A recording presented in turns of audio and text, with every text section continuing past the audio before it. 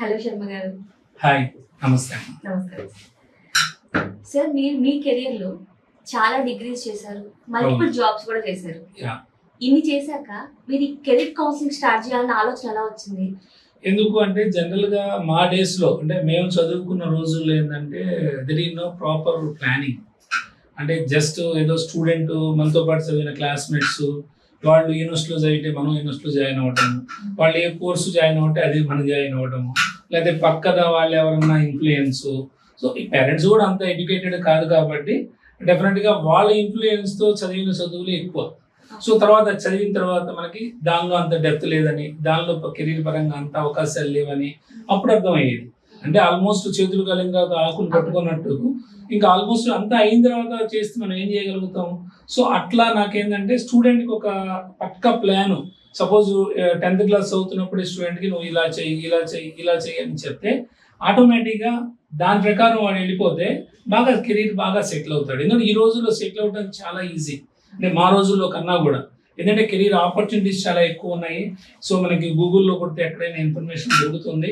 So నెట్లో అన్నీ ఉంటుంది ఇన్ఫర్మేషన్. కాకపోతే పర్సనల్గా ఒక మోటివేటర్ ఉండి నువ్వు ఇలా చేయి అలా చేయి అని చెప్తే ఆటోమేటిక్గా చెప్తుంటారు. నా స్టూడెంట్స్ చాలా మంది ఉన్నారు. సో వాళ్ళు జాబ్ వచ్చిన sir I got actually Delight, so I got Accenture, so ఇలా చెప్తుంటే ఐ ఫీల్ వెరీ హ్యాపీ. ఆ రోజంతా నేను మోటివేట్ అవుతూ ఉంటాను. ఓకే, నేను చెప్పిన అమ్మాయి ఇంత చక్కగా ఫ్లోరిష్ అవుతా ఉంది, ఇంకో అమ్మాయి కెనడాలో ఉంది నా స్టూడెంట్. అమ్మాయి కూడా ఎప్పుడు నేను ఏం చేయాలి, నెక్స్ట్ ఏం చేయాలి, నెక్స్ట్ ఏం చేయాలని నన్ను అడుగుతూ ఉంటుంది. సో నేను చెప్పినట్టు అమ్మాయి నువ్వు మీరే సార్ నా గాడ్ ఫాదర్ అనుకుంటుంది. మనకు అంతకన్నా కావాల్సింది ఏముంది. సో అలాగనమాట. సో స్టూడెంట్ చెప్పినప్పుడల్లా నేను I feel very happy. So నేను ఫేస్ చేసిన ప్రాబ్లమ్స్ స్టూడెంట్ ఫేస్ చేయకూడదు అనే ఒక చిన్న కాన్సెప్ట్తో I started my counselling point at Visakhapatnam. మరి this is the only motto. చాలా గొప్ప ఆలోచన సార్. యా సార్, మోస్ట్లీ మీరు కెరీర్ కౌన్సిలర్స్ కి ఎక్కువ ఏ క్లాస్ స్టూడెంట్స్ వస్తూ ఉంటారు? వాళ్ళు ఏం నేర్చుకోవాలనుకుంటారు? అంటే డిపెండ్స్ యాక్చువల్గా. ఇప్పుడు సపోజ్ మార్నింగ్ ఒక నార్త్ ఇండియన్ కాల్ చేసింది, ఆమె 10th క్లాస్కి వస్తూ ఉంది ఇప్పుడు. సో 10th క్లాస్కి వస్తున్నప్పుడు యాక్చువల్గా 10th అయిపోయిన తర్వాత కౌన్సిలింగ్ చాలా బాగుంటుంది. లేకపోతే 10th ఉన్నప్పుడు కానీ అప్పుడు కనుక స్టూడెంట్ని తీసుకురాగలిగితే వాళ్ళకి ఏంటంటే ఇమ్మెచ్యూరిటీ ఎక్కువ ఉంటుంది. అంటే కొద్దిగా ఇప్పుడు పిల్లలు ఎలా ఉన్నారంటే సింగిల్ అంటే కిడ్ అవ్వటం వల్ల ఒకళ్ళు మ్యాక్సిమం ఇద్దరు అంతకన్నా ఉండరు. అదే సపోజ్ ఒక అమ్మాయి ఒక అబ్బాయి ఉంటుంది. సో ఆటోమేటిక్గా అమ్మాయి అబ్బాయి ఉన్నప్పుడు వాళ్ళకి ఏంటంటే పిల్లల పేరెంట్స్ చాలా ముద్దుగా చేస్తూ ఉంటారు వాళ్ళని. అంటే వాళ్ళ ఈగో కూడా ఎక్కువ పెరుగుతుంటుంది పిల్లలకి. అంటే వాళ్ళు ఏది కావాలంటే అది కొనివ్వటం, ఏది కావాలంటే అది చేయటం. ఆటోమేటిక్గా ఫస్ట్ ఇప్పుడు మొబైల్ చూస్తున్నాం కదా మనం, 4 years 3 years లేకపోతే 1.5 year కిడ్కే ఆ మొబైల్ ఇచ్చేస్తారు. అది మొబైల్ పెడితేనే వాడు తింటాడు అనమాట. సో ఆ రకంగా 10th క్లాస్ వచ్చిన అమ్మాయి కూడా మంచి యాపిల్ ఫోను లేకపోతే ఏదైనా కొనిస్తేనే నేను చదువుతాను, లేకపోతే నేను రెగ్యులర్గా స్కూల్కి వెళ్తాను. ఇలాగా వాళ్ళు పేరెంట్స్కి కొన్ని డిమాండ్ చేయడం జరుగుతూ ఉంది. సో ఇదంతా కూడా ఏంటి, కొంత పేరెంట్స్ సైడ్ నుంచి కూడా కొంత తప్పు జరుగుతూ ఉంది. స్టూడెంట్ ఆటోమేటిక్గా ఏముంది, ఇలా చేస్తే నేను ఏడిస్తే నాకు చేయిస్తారు అనే ఒక చిన్న దీంతో అలా అవుతున్నారు. సో దానివల్ల 10th క్లాస్ దగ్గరికి 9th 10th రాగానే కొద్దిగా అరోగెన్సీ పెరుగుతుంది పిల్లల్లో.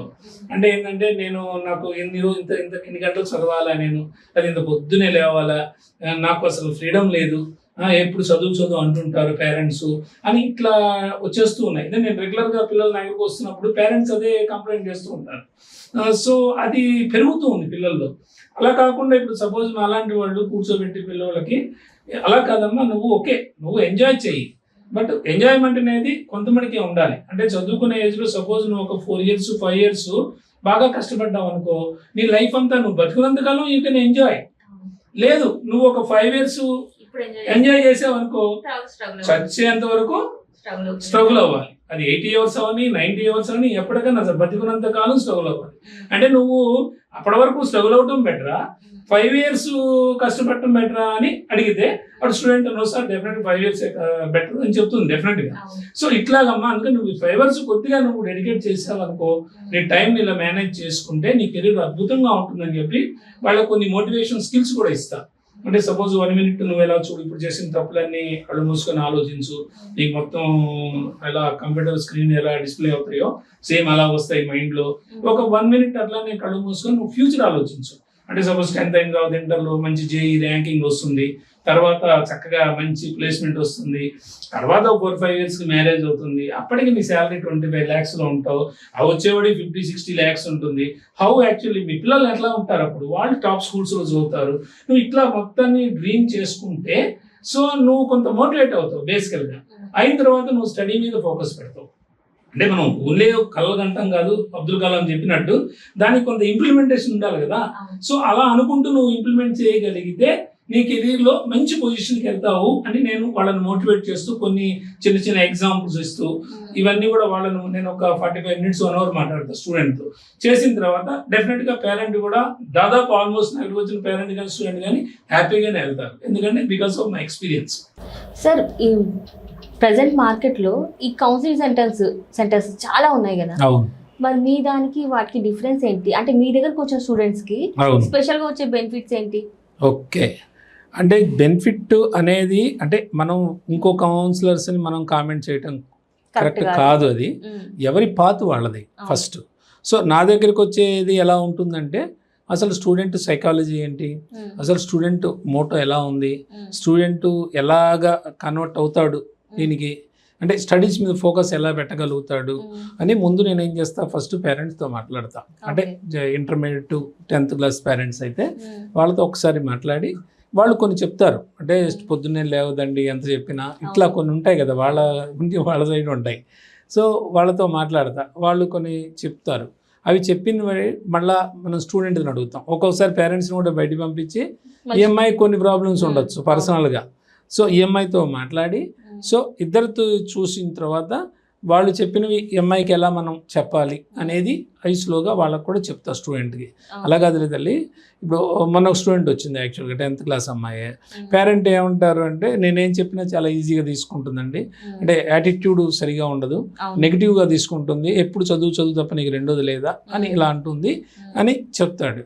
సో ఆ అమ్మాయి మనం పర్సనల్గా మాట్లాడే ఆ అమ్మాయి ఉంటుంది, ఇంకెప్పుడు అదే ఇదిగా చెప్తూ ఉంటారండి, నాకు చాలా ఇరిటేషన్ వస్తుంది, సో అలా చెప్పకూడదు కదా, నాకు తెలీదా అట్లా అది అట్లా అలా చెప్తూ ఉంటుంది.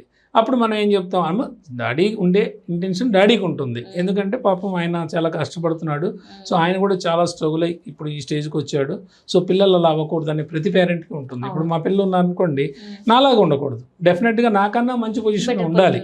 ఎందుకు అంటే ఇప్పుడు సపోజ్ నా పక్కన నా బెంచ్ మేటే వాడు మంచి కార్డియాలజిస్ట్, యూఎస్లో నెంబర్ 1 కార్డియాలజిస్ట్, నేను ఇంకా ఇక్కడే ఉన్నా, మరి నేను చాలా తప్పులు చేస్తుంటా కదా నా టైంలో స్టూడెంట్ లైఫ్లో. సో అలాగే చాలా చేసి ఉంటారు పిల్లలు, చేసి ఉండటం వల్ల వాళ్ళు రీచ్ అవ్వరు. అంటే సింపుల్గా వాళ్ళు బ్లేమ్ ఏం పెడతారు, పేరెంట్స్ మీదో లేకపోతే కాలేజీ మీదో లేకపోతే ఫ్యాకల్టీ మీదో ఇంకోటి ఏదో పెడుతుంటారు, కానీ అది కరెక్ట్ కాదు. ఫస్ట్ అంటే బ్లేమ్ అనేది ఎప్పుడు కూడా మన మీదే ఉంచుకోవాలి, అది ఎందుకంటే మన మిస్టేకే అది.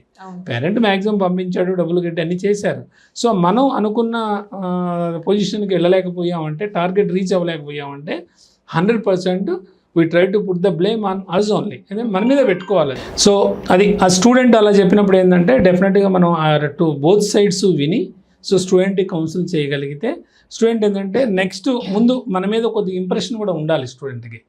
అంటే ఇంప్రెషన్ ఉన్న తర్వాత ఏం చేస్తాడంటే కొన్ని ఫాలో అవుతాడు, తర్వాత కూడా వాడు మనల్ని అడుగుతూ ఉంటాడు, సార్ నెక్స్ట్ ఏం చేయమంటారు అని. సో దానప్పుడు ఏంటంటే వాడి కరెక్ట్గా పాత్ సెట్ అవుతుంది. అంటే కొద్దిగా ఇమ్మెచ్యూరిటీ ఉంటుంది, ఎందుకంటే 10th classలో ఏంటంటే పిల్లలకి ఎలా ఉంటుంది అంటే దాని మీద ఏమీ ఫోకస్ ఉండదు స్టడీస్ మీద. సో దానివల్ల కూడా వాళ్ళు ఏంటంటే